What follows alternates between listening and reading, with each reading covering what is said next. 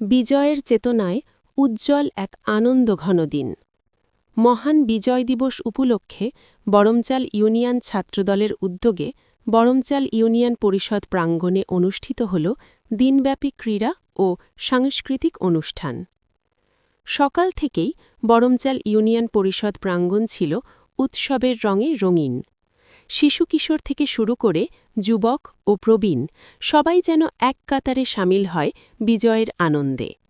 সারাদিন ধরে চলতে থাকে নানা ধরনের ক্রীড়া ও সাংস্কৃতিক আয়োজন। অনুষ্ঠানে অনুষ্ঠিত হয় গ্রাম বাংলার ঐতিহ্যবাহী খেলাধুলা, কাবাডি, ময়দা থেকে পয়সা তোলা, হাঁড়ি ভাঙা, মোরগের লড়াই সহ আধুনিক খেলাধুলার অংশ হিসেবে হাই জাম্প, লং জাম্প ও ফুটবল ম্যাচ। প্রতিটি খেলাই দর্শকদের মাঝে বাড়িয়ে দেয় বাড়তি উত্তেজনা ও আনন্দ। বিকেলে বরমচাল উচ্চ বিদ্যালয় ও কলেজ মাঠে অনুষ্ঠিত হয় যুবক বনাম বৃদ্ধদের এক ব্যতিক্রমধর্মী ফুটবল ম্যাচ।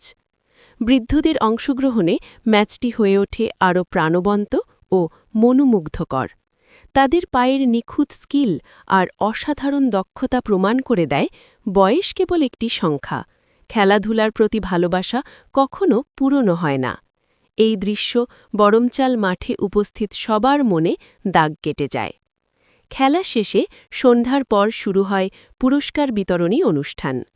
বরমচাল ইউনিয়ন ছাত্রদলের সাধারণ সম্পাদক তুহেল আহমেদ রাসেলের সঞ্চালনায় আয়োজিত এই অনুষ্ঠানে সভাপতিত্ব করেন বরমচাল ইউনিয়ন বিএনপির সভাপতি তারিক আহমেদ মধু।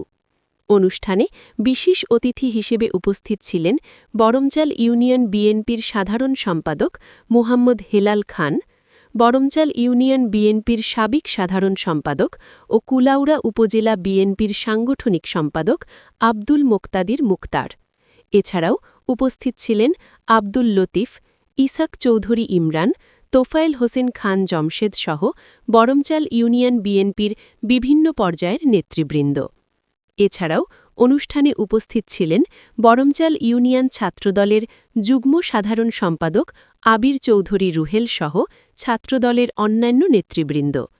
বিজয় দিবসের এই আয়োজন শুধু খেলাধুলার মধ্যেই সীমাবদ্ধ ছিল না, এটি ছিল ঐক্য, ভ্রাতৃত্ববোধ ও তারুণ্যের শক্তিকে একত্রিত করার এক অনন্য উদাহরণ।